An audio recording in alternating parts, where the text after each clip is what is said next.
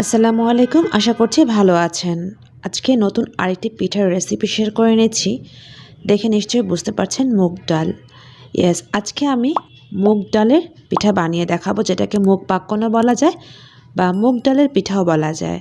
তো এই জন্য আমি এখানে 2 কাপ পরিমাণের মতো মুগ ডাল হালকা ভেজে নিয়েছি। দেখতেই পাচ্ছেন অল্প একটু ভেজে নেওয়াতে স্মেলটাও ভালো হবে। তারপর আমি ভালো করে সেদ্ধ করে নিয়েছি, একদম গলিয়ে ফেলেছি। আপনারা চাইলে এই কাজটি প্রেসার কুকারেও করতে পারেন। তো আমি এটা প্রেসার কুকারে একদম গলিয়ে ফেলার পর দেখিয়ে নিচ্ছি, এরকম ঠিক করে নিয়েছি। তো আমার এই 2 কাপ মুগ ডালের মধ্যে 2 কাপ পরিমাণের মতোই পানি লেগেছে। সেই পানিটুকুর সাথে একটু চিনি, অল্প একটু লবণ দিয়ে প্রেসার কুকারে এরকম সেদ্ধ করে নিয়েছি। দেখতেই পাচ্ছেন ঘনত্বটা, ঠিক এরকম ঘনত্ব হবে এই পিঠা বানাতে। এখানে শুধুমাত্র চিনি আর মুগ ডাল আর লবণ আছে, আর চিনিটা অবশ্যই অল্প একটু দেওয়া হয়েছে, মানে হালকা মিষ্টি। তারপর ওই প্রেসার কুকারেই আমি প্রয়োজন মতো চালের গুঁড়ো দিয়ে দিয়েছি। এখানে আমি যতক্ষণ না এই ডালের মধ্যে চালের গুঁড়োটা ঠিক এরকম হয়ে আসবে ততটুক পর্যন্তই চালের গুঁড়ো দিব। আমার এখানে 4 কাপ পরিমাণের মতো চালের গুঁড়ো লেগেছে। আর এই কাজটি অবশ্যই চালের গুঁড়ো দিয়ে করলে বেশি মজা হয়।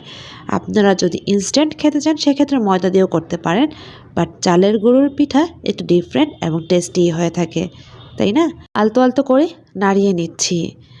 আর আপনারা যদি মনে করে থাকেন বেশি পাতলা হয়ে গিয়েছে, সেক্ষেত্রে শুধুমাত্র চালের গুঁড়োটা আর একটু অ্যাড করে নেবেন। বাট আমি পারফেক্টলি নিয়েছি, যেটার মেজারমেন্ট বলে নিয়েছি 2 কাপ মুগের ডালের সাথে 2 কাপ পানি, আর সেক্ষেত্রে 4 কাপ চালের গুঁড়ো লেগেছে। ফ্রিজে রাখা চালের গুঁড়ো দিয়ে করতে পারেন বা শুকনো চালের গুঁড়ো দিয়ে করতে পারেন, যেটাই থাকুক না কেন সেটা দিয়ে করে নেবেন। বেশ, ডাল এবং চালের গুঁড়ো ভালো করে অ্যাডজাস্ট হয়েছে, থিকনেসটা একটু দেখে নিয়েছেন, একদম পারফেক্ট হয়েছে। চুলাটা অফ করে দিয়ে আমি এটা ঢেলে নিচ্ছি। ব্যাস, এবার গরম অবস্থাতেই আলতো আলতো করে একটু মথে নিতে হবে। এখানে কোনো দলা পেকে যায়নি, খুব সুন্দর হয়েছে, দেখতেই পাচ্ছেন। এভাবে হাত দিয়ে চেপে চেপে একটু মথে নিলে আর স্মুথ হয়, পিঠাটাও খেতে ভালো লাগে। তো দেখতেই পাচ্ছেন আমি মথে নিয়েছি, এবার একটু দেখিয়ে নিচ্ছি। এই যে এরকম ঠিক হতে হবে চালের গুঁড়া এবং ডালের কম্বিনেশনটা, তাই না? এবার যেটা করে নিব, অল্প একটু সয়াবিন তেল দিয়ে আবারও মথে নিচ্ছি। একদম স্মুথ একটা ব্যাটার রেডি করে ফেলতে হবে, যেটা আমি হাত দিয়ে আলতো আলতো করে নিচ্ছি। আর এইটার উপর ডিপেন্ড করে আমাদের আজকের পিঠাটা কতটাই স্মুথ হবে। ব্যাস, হয়ে গিয়েছে। এবার আমি এটাকে 3 থেকে 4 টুকরো করে নিব। মানে হচ্ছে রুটি বেলার মতো করে আপনারা নিয়ে নিতে পারেন। বড় একটা রুটি হলে সেখানে শেপ আকারে কেটে নেওয়া যায়, তাই না? তো আমি গোল গোল করে শেপ করে নিচ্ছি। এখানে আমি 5 টুকরোই করে নিয়েছি।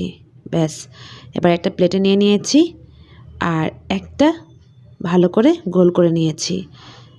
তো এটা সরিয়ে আমি এখন দেখিয়ে নিচ্ছি।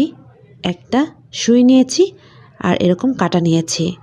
আপনারা চাইলে খেজুরের কাঁটা দিয়ে করতে পারেন। আমাদের কাছে খেজুরের কাঁটা ছিল না, তাই আমরা হেয়ার ব্যান্ড থেকেই একটা পার্ট কেটে নিয়েছি।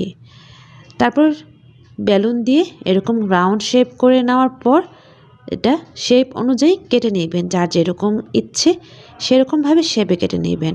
আর তেলের মধ্যে রেখেই আমি এটা করে নিচ্ছি, এতে একদম ভেঙে যাবে না।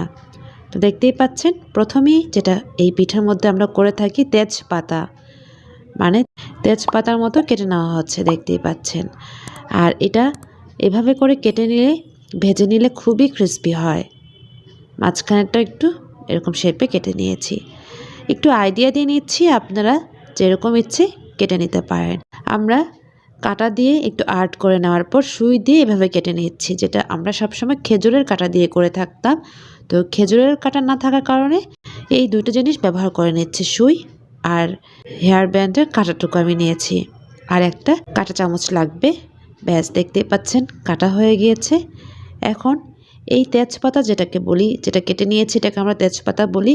এই তেজপাতাকে আমরা একটু ডিজাইন করে নিব, আর সেটা কাঁটা চামচ দিয়ে সেটাও দেখিয়ে নিচ্ছি। দেখুন, খুব দ্রুত করেই নিচ্ছি, আপনারা যে যেরকম পারেন সেভাবে শেপ করে নিয়ে একটু ডিজাইন করে নিয়ে তেলে ভেজে নেবেন।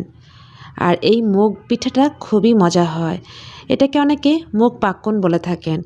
আর যদি মুগ পাক্কন করতে চান সেক্ষেত্রে গুড়ের শিরার মধ্যে মানে ভাজার পর গুড়ের শিরার মধ্যে একটু গড়িয়ে নিলেই মুগ পাক্কন হয়ে যাবে। যেহেতু আমি ডালের মধ্যে চিনি দিয়ে সেদ্ধ করে নিয়েছি, তাই এটা আমি আর শিরার ভেজাবো না, তাই আমি এটাকে মুগ পিঠাই বলে থাকি। তো আজকের এই পিঠাটা আমার ছোটো খালাই বানাচ্ছে, আপনাদের মাঝে শেয়ার করে নিচ্ছি। আর মাঝখানে দেখতে পাচ্ছেন সুই দিয়ে একটু এরকম থেতলিয়ে নিয়ে নিচ্ছে, যেটা আমরা খেজুরের কাঁটা দিয়ে আমার নানু করে থাকতো। তো দেখতেই পাচ্ছেন এটা অনেকটা ফিশ স্টাইলে করে নিচ্ছে। এভাবে আজকের এই রেসিপিতে আমি 3টা ডিজাইন দেখিয়ে নিব এবং তিনটাই খুবই ইজি, যে কেউ বানাতে পারবে। যারা কখনো এরকম পিঠা বা পাক্কন পিঠা বানাতে ভয় পান তারা আজকে এই ডিজাইনগুলি দেখলে অবশ্যই বানিয়ে নিতে পারবেন। তাই আমি একটু অল্প সময় নিয়ে ডিজাইনটুকু খুব তাড়াতাড়ি করে দেখিয়ে নিচ্ছি, যেটা আপনাদেরও খুব ইজি হয়, তাই না? তো এইটা স্টেপ শেষ হয়েছে, দেখুন কতটাই সুন্দর হয়েছে। ভাজার পর কিন্তু আরও সুন্দর হবে। যাই হোক, এখন আমি আরেকটা স্টেপ বানিয়ে দেখাচ্ছি। একটু রাউন্ড করে নেওয়ার পর একটু তেল দিয়ে বেলে নিচ্ছি। আর আমি কতটুক মোটা করে বেলে নিচ্ছি সেটাও একটু খেয়াল করবেন। 1 ইঞ্চি থেকে 1.5 ইঞ্চি পর্যন্ত মোটা করে নিলেই হলো। এবার আমি এরকম 4 কোণ, মানে এটাকে নিমকি স্টাইল বলা হয়, নিমকি স্টাইলে একটু আর্ট করে নিয়ে সুই দিয়ে কেটে নিচ্ছি। দেখতেই পাচ্ছেন, ব্যাস কাটা হয়ে গিয়েছে। এবার দেখাচ্ছি, দেখুন সম্পূর্ণ নিমকি বা হালুয়া স্টাইলের হয়েছে, তাই না? বাট একটু বড় সাইজের। এখন এটাকে কাঁটা চামচ দিয়ে আবার সাইড থেকে বা কর্নার থেকে একটু ডিজাইন বা থেতলিয়ে নেবেন। এতেই হয়ে গেল মজাদার মুগ পাক্কন বা পাক্কন পিঠা। এই পিঠা কিন্তু খুবই ক্রিস্পি হয় এবং খেতে কিন্তু খুবই ভালো লাগে। যারা কখনো খায়নি বা খাননি তারা যদি আজকে আমার রেসিপি ফলো করে বানিয়ে খান, অবশ্যই আপনাদের সবার কাছে ভালো লাগবে। আমি তো এই পিঠার ফ্যান হয়ে গিয়েছি। এত অল্প সময়ে খুব ইজি ওয়েতে এই পিঠা বানিয়ে নেওয়া যায়, শিরায় ভেজানোর কোনো প্রয়োজন হয় না। তো যেহেতু 2টা স্টেপ বানিয়ে নিয়েছি, তেলের মধ্যে ভেজে নিচ্ছি। তেলটা মোটামুটি পর্যায়ে গরম হওয়ার সাথে সাথেই পিঠাগুলোকে দিয়ে দিয়েছি, দেখতেই পাচ্ছেন।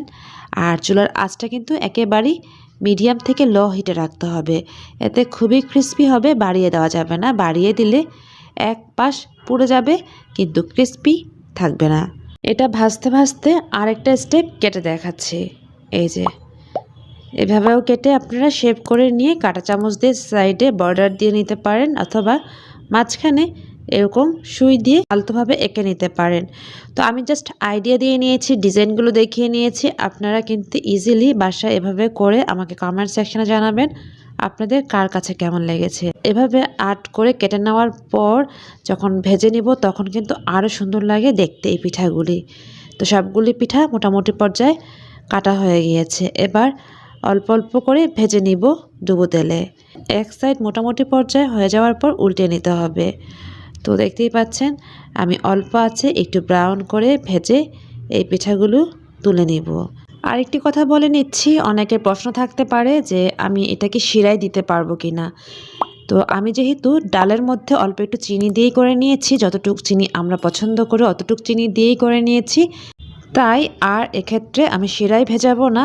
আপনারা চাইলে কিন্তু ইজিলি শিরায়ও ভেজিয়ে নিতে পারেন। আর এই মুগ পিঠাটা এমনিও খেতে খুবই ভালো লাগে।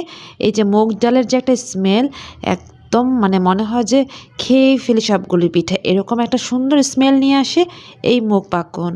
তো আপনারা চাইলে শিরায় মানে খেজুরের গুড়ের শিরাও ভিজিয়ে নিয়ে খেতে পারেন, ওইটাও কিন্তু আরও টেস্টি হয়। দুইটা দুই রকমের টেস্ট হয়, দুইভাবে ট্রাই করে নিতে পারেন। ব্যাস দেখতেই পাচ্ছেন আমি একটু ব্রাউন করে করে নিয়েছি। তারপর এখন আমি টিস্যুর মধ্যে তুলে নিচ্ছি। এতটা সুন্দর একটা স্মেল বের হচ্ছে মুগ ডালের। যারা মুগ ডালের গন্ধ বা স্মেল পছন্দ করেন তাদের তো মানে বেস্ট একটা পিঠা মনে হবে, আমি মনে করে থাকি। আমার কাছে কিন্তু বেস্ট পিঠাই মনে হয়ে থাকে, মানে এই পিঠাটা এতটাই ভালো লাগে। তাই আজকে আপনাদের মাঝে শেয়ার করেছি। অনেকে রিকোয়েস্ট করেছেন এই পিঠার রেসিপি শেয়ার করার জন্য, তো আমি সবভাবে বলে দেওয়ার ট্রাই করেছি, দেখিয়ে নিয়েছি। আশা করছি আপনারাও খুব এনজয় করেছেন আজকের এই রেসিপিটি। তো আমি একটু ভেঙে দেখাচ্ছি কতটাই ক্রিস্পি হয়েছে। 3 থেকে 4 দিন রেখে খেলেও এরকম ক্রিস্পি থাকবে। তো আজ এখানে বিদায় নিতে হচ্ছে। ভালো লেগে থাকলে রেসিপিতে লাইক করে পাশে থেকে যাবেন। আল্লাহ হাফেজ, আসসালামু আলাইকুম। Thank you so much for watching.